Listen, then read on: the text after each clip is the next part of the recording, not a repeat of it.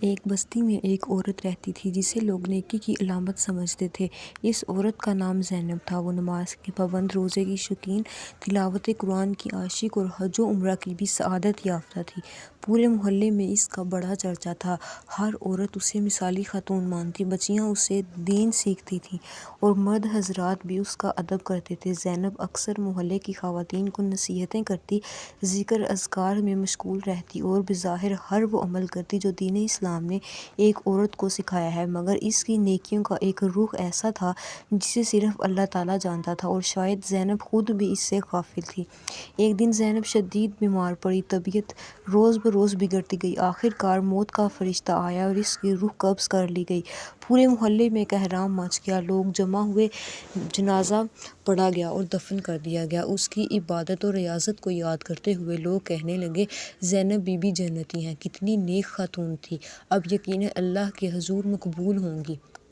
لیکن عالم برزخ میں ایک اور کہانی شروع ہو چکی تھی جو دنیا والوں کی ظاہری آنکھوں سے پوشیدہ تھی۔ زینب کی وفات کے کچھ دن بعد اس بستی کی ایک نیک خاتون آمنہ بی بی نے خواب میں زینب کو دیکھا۔ خواب میں آمنہ بی بی ایک تاریک وادی میں تھی اور اچانک انہوں نے زینب کو دیکھا جو زنجیروں میں جکڑی ہوئی ہے، چہرہ زرد، بدن پر مار کے نشان، اور فریاد کرتی جا رہی ہے، اے اللہ کے بندو، مجھے بچاؤ، مجھے عذاب دیا جا رہا ہے۔ آمنہ بی بی ہکا بکا رہ گئی۔ انہوں نے پوچھا، زینب بہن، یہ کیا ماجرا ہے؟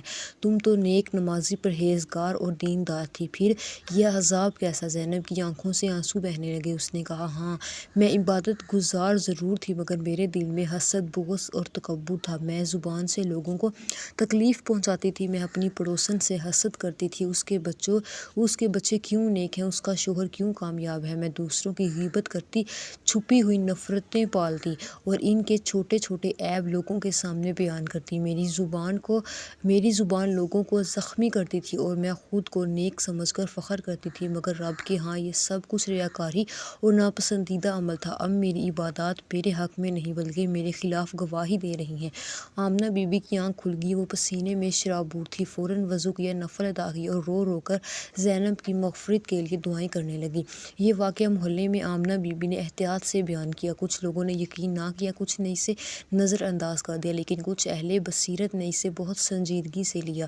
محلے کی ایک پرانی عورت نے کہا، آمنہ بیٹی، زینب بی بی واقعی عبادت گزار تھی، مگر وہ اپنی زبان سے اکثر ہماری پڑوسن رشیدہ بی بی کے بارے میں سخت جملے کہا کرتی تھی۔ وہ رشیدہ کی بہو کے لباس پر اعتراض، اس کے بچوں کی تعلیم پر تنقید، اس کے مہمانوں پر طنز کرتی تھی، اور ہم سب اس کی باتوں کو مزاح سمجھ کر ہنس کر سنا، مگر اب سمجھ آیا کہ زبان کا زہر کتنی مصیبت ہے۔ ایک بزرگ عورت نے کہا، میں نے خود کئی بار دیکھا، زینب بی بی کسی غریب عورت کو السلام کا جواب بھی نہیں دیتی تھی، خود کو بڑا سمجھتی تھی۔ شاید یہی غرور تھا جو اللہ تعالیٰ کو ناپسند آیا۔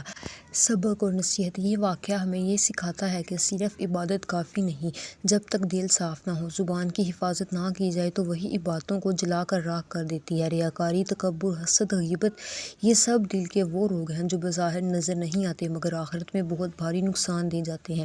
نیکی کے ساتھ عاجزی، عبادت کے ساتھ حسن اخلاق اور دل کی صفائی لازمی ہے۔ نبی کریم صلی اللہ علیہ وآلہ وسلم نے فرمایا، مفلس وہ ہے جو قیامت کے دن نماز، روزہ، زکوٰۃ لے کر آئے گا لیکن کسی کو گالی دی ہوگی، کسی پر تہمت لگائی ہوگی، کسی کا مال کھایا ہوگا، کسی کا خون بہایا ہوگا، بس اس کے نیک اعمال ان مظلوموں کو دے دیے جائیں گے اور اعمال ختم ہو گئے تو ان کے گناہ اس پر ڈال دیے جائیں گے اور وہ جہنم میں ڈال دیا جائے گا۔